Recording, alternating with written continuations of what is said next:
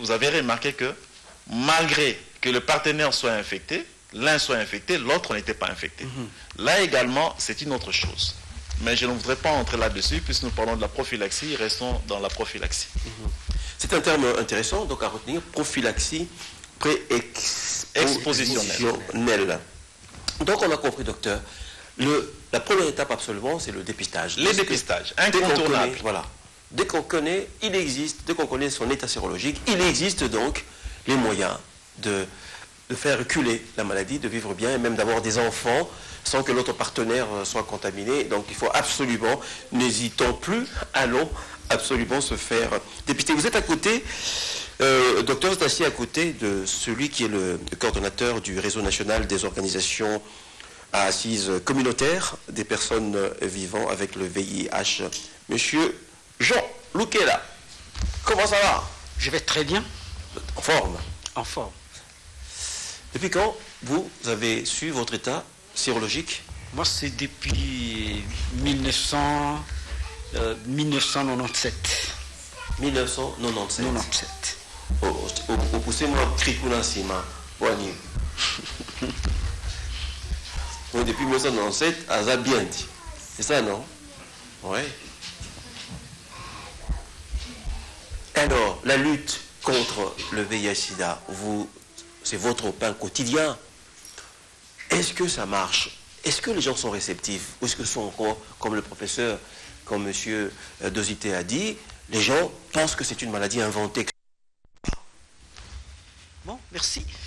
Ce n'est pas une maladie qu'on a inventée, ou ce n'est pas une maladie qui n'existe pas. La maladie existe. Donc, moi, je n'aime pas qu'on l'appelle la maladie. Je dis le VIH existe. Donc, le VIH devient une maladie quand on développe des maladies opportunistes en soi.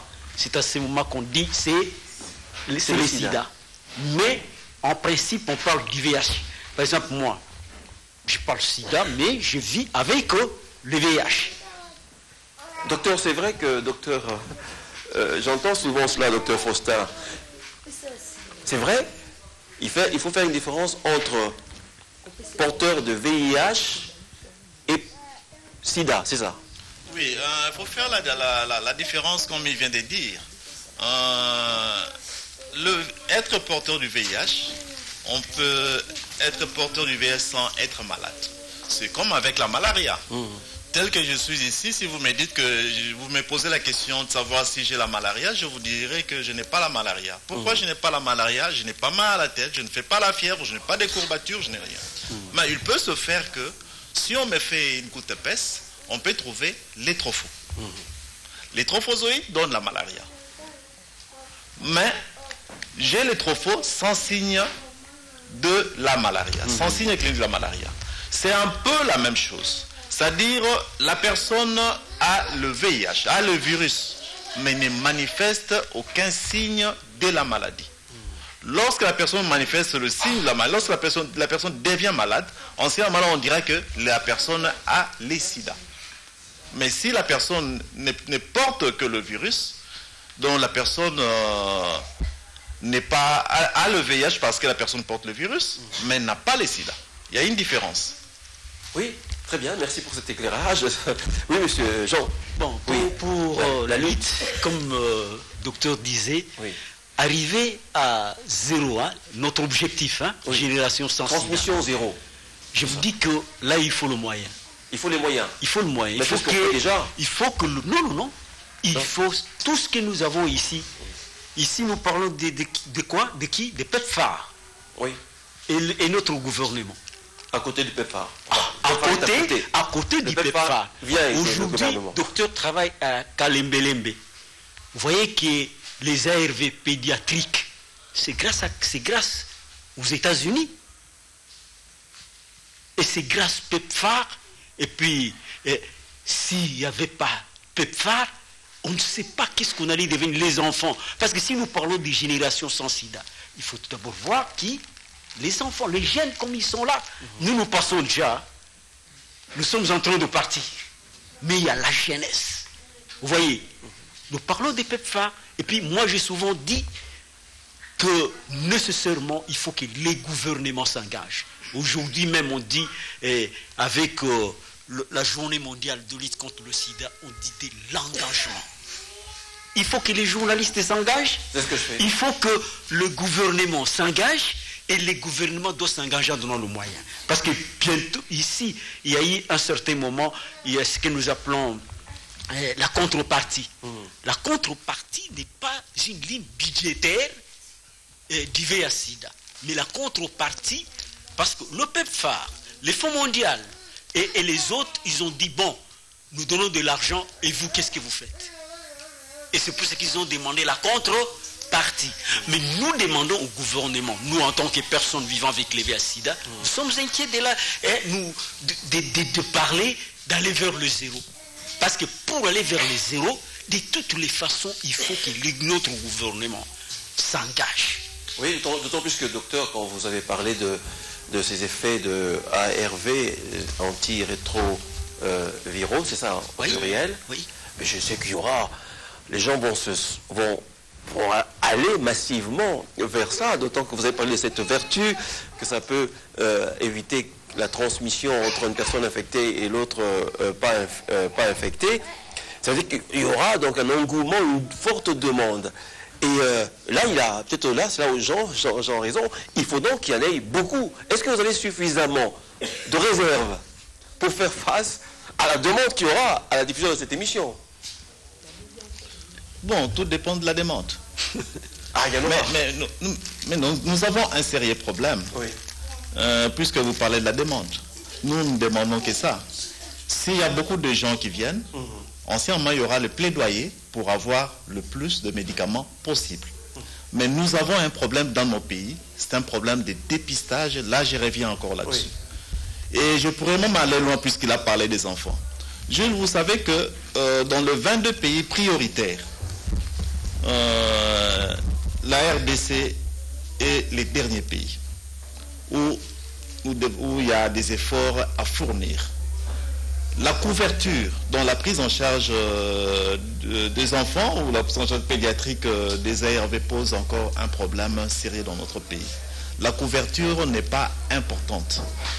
En 2012, lorsque l'ONU-SIDA a publié ses statistiques, sur les 2 millions d'enfants qui étaient éligibles au traitement antirétroviraux, dans les 22 pays prioritaires, il n'y avait qu'à peu près 30 à 34% des enfants qui bénéficiaient réellement de ces traitements antirétroviraux.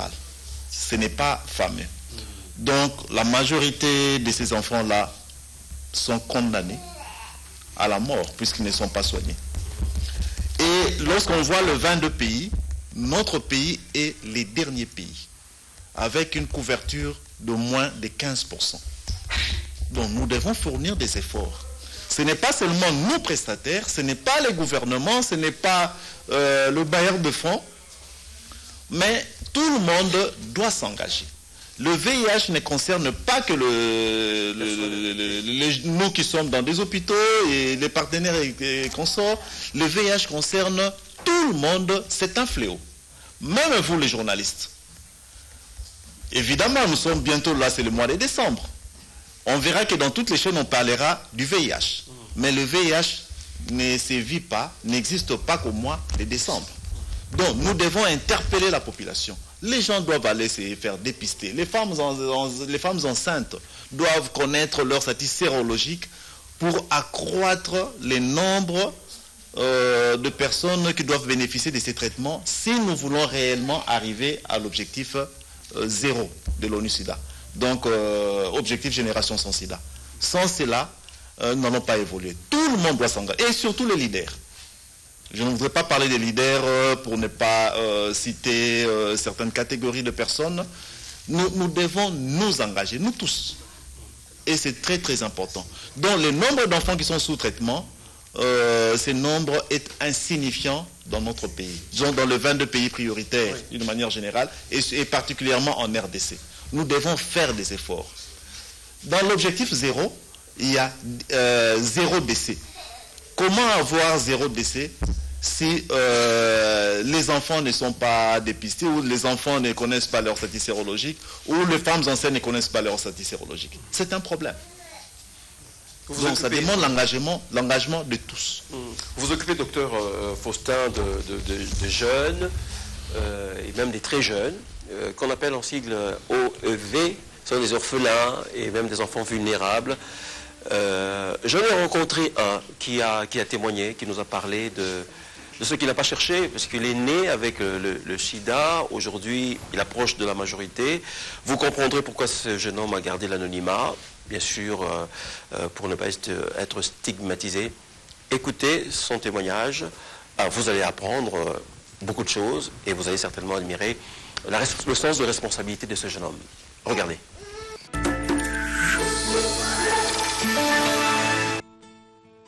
J'ai été en contact avec depuis le ventre de ma mère. Et, je suis née avec. Et pendant ce temps, tellement qu'il n'y avait pas plus de précautions. Et voilà, j'étais née avec. Et voilà, aujourd'hui, dès l'âge de 5 ans, quand je suis sous traitement des ARV. Et aujourd'hui, j'ai 19 ans. En fait, concernant cette provenance, je dirais que la provenance, j'en sais pas trop, mais en ce que je sais, c'est juste qu'ils ont été contaminés et puis je suis sortie du sein et voilà, j'ai été aussi contaminée. Tous les jours, oui, si vous respectez vos précautions, si vous respectez vos précautions, alors il n'y aura pas de désagréments. Oui, premièrement, j'aimerais conseiller à toutes les personnes qui me suivent de se faire dépister et puis de connaître leur état sérologique. Et c'est pendant ce temps ils auront plus de chance en suivant les traitements pour essayer d'être déjà en avance considérant les traitements et tout ça. Oui, c'est d'ailleurs le but. Je prends toujours des précautions. Et en étant adolescent, je respecte l'abstinence, donc je me retiens encore, j'attends le bon moment. Mais pour conseil, pour ceux qui ne supporteront pas, et alors ils doivent utiliser le préservatif. Non, ils ne le savent pas. Je serai obligée de le dire. Et ça prendra des processus. Voilà pourquoi j'essaie un peu de laisser le temps jusqu'au bon moment lorsque ça sonnera et je vais saisir ma chance et je crois que je le dirai. Non, pas. En fait, c'est un peu difficile parce que d'autres personnes croient que avoir le VIH c'est avoir le sida, mais en général ce n'est pas ça. Le VIH c'est autre chose et le sida c'est autre chose. Ce que j'aimerais bien faire comprendre et puis éclaircir à toutes les personnes qui me suivent en ce moment, j'aimerais qu'ils sachent qu'il y a une différence entre le VIH et le sida. Mais moi je suis PVV, donc personne vivant avec VIH, mais j'ai pas le sida. Comme je dirais que j'ai le VIH, d'où c'est un pan qui pourrait m'emmener vers, mais en suivant les traitements, je ne crois pas que j'atteindrai ce niveau. C'est un peu ça.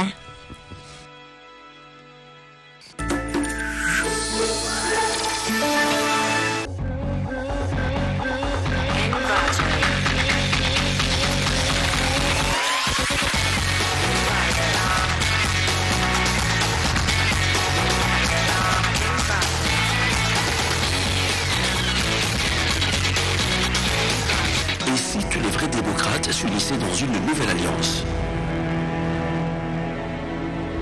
Une nouvelle alliance où l'homme, le travail et la prospérité seraient leur devise. NAD. Nouvelle alliance des démocrates. Parti politique, membre de la majorité présidentielle.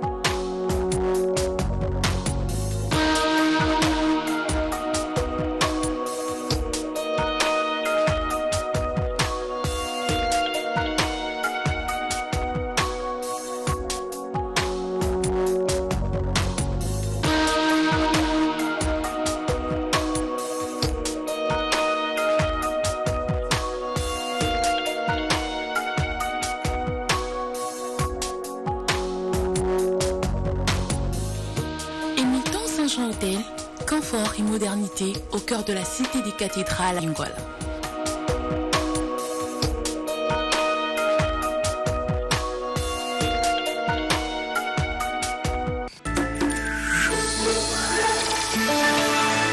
On voit que ce jeune homme est conscient de son état, donc il ne veut pas propager la maladie. Et il parle bien, docteur, hein, ce jeune homme. Bien. Oui, bien. oui, c'est ce que j'ai constaté. Oui, il parle bien français. Vous avez constaté. Alors, docteur, enfin, je ne défends pas les hommes de médias ou les femmes de médias. Vous nous avez quand même attaqué. Nous sommes une population à risque, les hommes de médias. Mais pourquoi pas? Tout le monde est à risque. Et surtout quand on passe à la télé, on n'est plus une personne ordinaire. Donc vous êtes des personnes à risque. Oui. Alors, docteur, il y a d'autres personnes à risque. En préparant cette émission, j'ai vu que le fait pour les femmes, alors excusez-moi les filles, je vais vous attaquer un peu, que les filles sont exposées au risque d'infection par voie sexuelle en raison de la précocité des rapports sexuels. C'est vrai? Précocité des rapports sexuels, non. Si la fille est vulnérable, c'est beaucoup plus à cause de son anatomie. L'organe de la femme est différent de l'organe de l'homme. Si vous regardez l'organe de l'homme, bon, je ne vous demande pas de regarder, vous êtes un homme. Vous êtes sûr?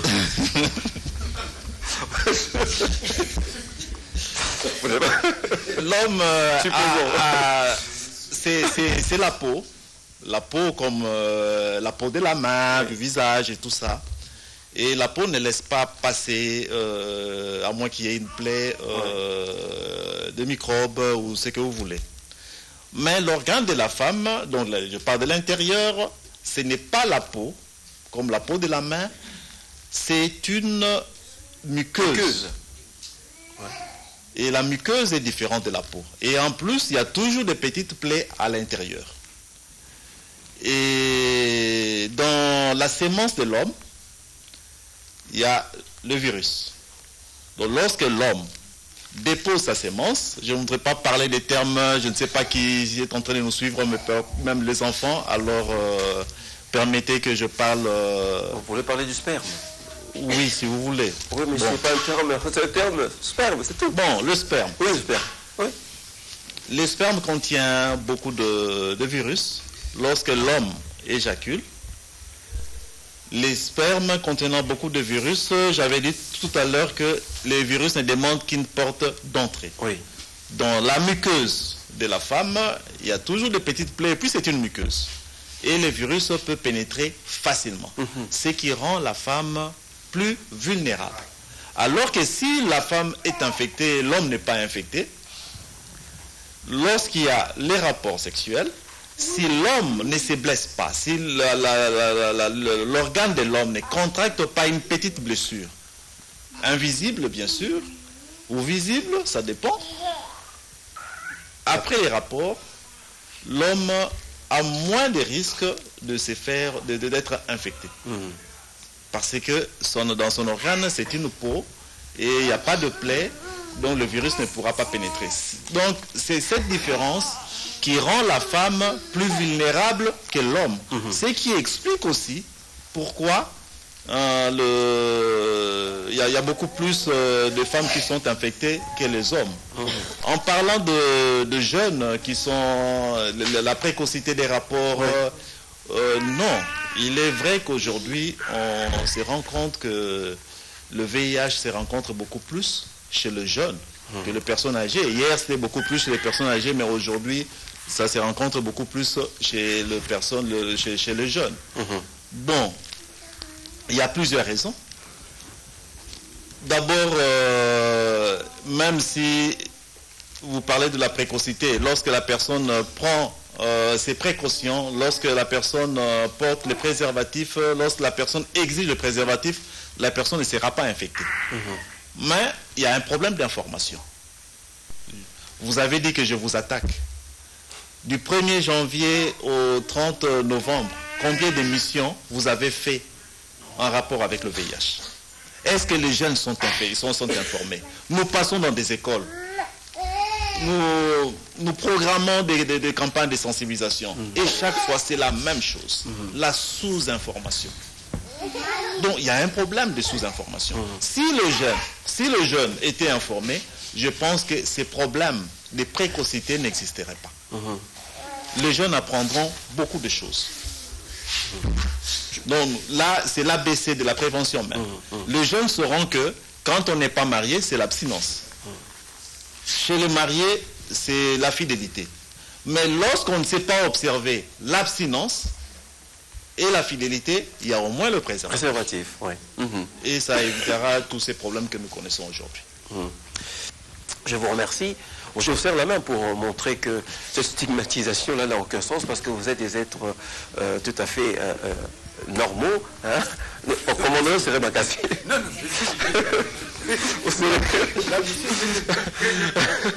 Merci donc à vous tous. On se retrouve la semaine prochaine pour continuer à parler de cette lutte contre le VIH. Mais à ce moment-là, j'aurai des experts, d'autres experts qui vont venir. Vous savez, comme on l'a dit tout à l'heure, le gouvernement est impliqué, le gouvernement de la RDC est impliqué dans cette lutte également, avec le PNLS, PNMLS. Il y a beaucoup de choses à dire, donc tous ces spécialistes viendront pour qu'on parle de SIDA. Et bien sûr, nous aurons un représentant du PEPFAR, représentant de l'ambassade des États-Unis, qui fait beaucoup de choses, en tout cas, dans cette lutte contre le VIH-SIDA. Je vous dis donc au revoir, à bientôt.